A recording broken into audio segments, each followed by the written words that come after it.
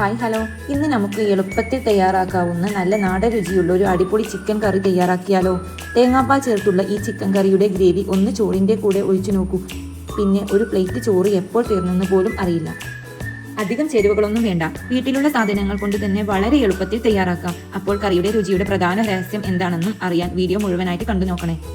എല്ലാവർക്കും ഒരിക്കൽ കൂടി എൻ്റെ ചാനലിലേക്ക് സ്വാഗതം.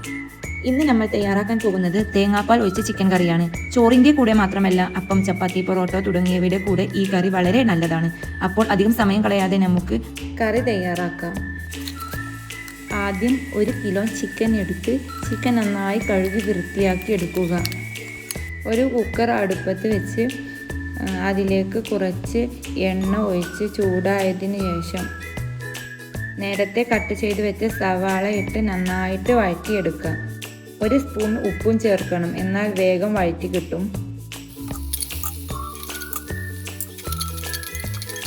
ഇനി ഇഞ്ചി വെളുത്തുള്ളി പേസ്റ്റ് ചേർക്കാം. ഇതിൻ്റെ പച്ചമണം മാറിയതിന് ശേഷം തക്കാളി ചേർക്കുക. തക്കാളി സോഫ്റ്റായി വരുന്നത് വരെ നന്നായിട്ട് ഇളക്കണം. ഇതിലേക്ക് പച്ചമുളക്, കറിവേപ്പില കൂടി ചേർക്കാം.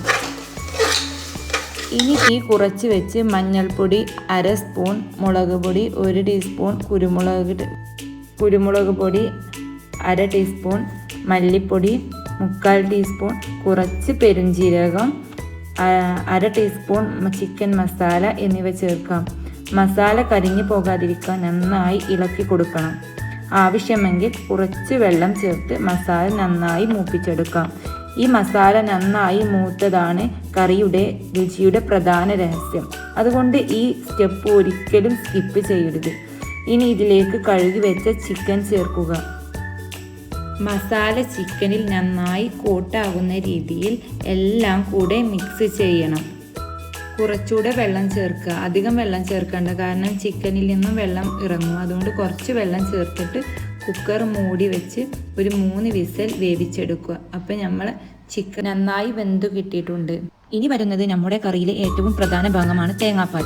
ഇനി തേങ്ങാപ്പാൽ ഇതിലേക്ക് ഒഴിക്കാം. തേങ്ങാപ്പാൽ ചേർത്തതിന് ശേഷം തീ കുറച്ച് വെക്കണം. അധികം ശക്തമായി തിളപ്പിക്കേണ്ടതില്ല. അപ്പോൾ തേങ്ങാപ്പാലിൻ്റെ നല്ല രുചിയും മണവും കറിയിൽ നന്നായി കിട്ടും. ഇനി ഉപ്പ് നോക്കി ആവശ്യമെങ്കിൽ കുറച്ച് ചേർക്കാം. കുറച്ച് മല്ലിച്ചപ്പ് കൂടി ചേർക്കാം.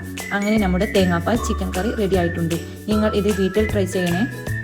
വീഡിയോക്ക് ഒരു ലൈക്ക് കൊടുക്കണേ. ഈ കറി വീട്ടിൽ ട്രൈ ചെയ്ത് എങ്ങനെയുണ്ടെന്ന് കമൻറ്റിൽ അറിയിക്കണം.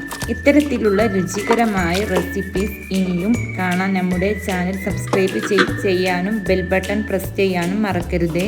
അടുത്ത ഒരു അടിപൊളി റെസിപ്പിയുമായി വീണ്ടും കാണാം. Thanks for watching my video.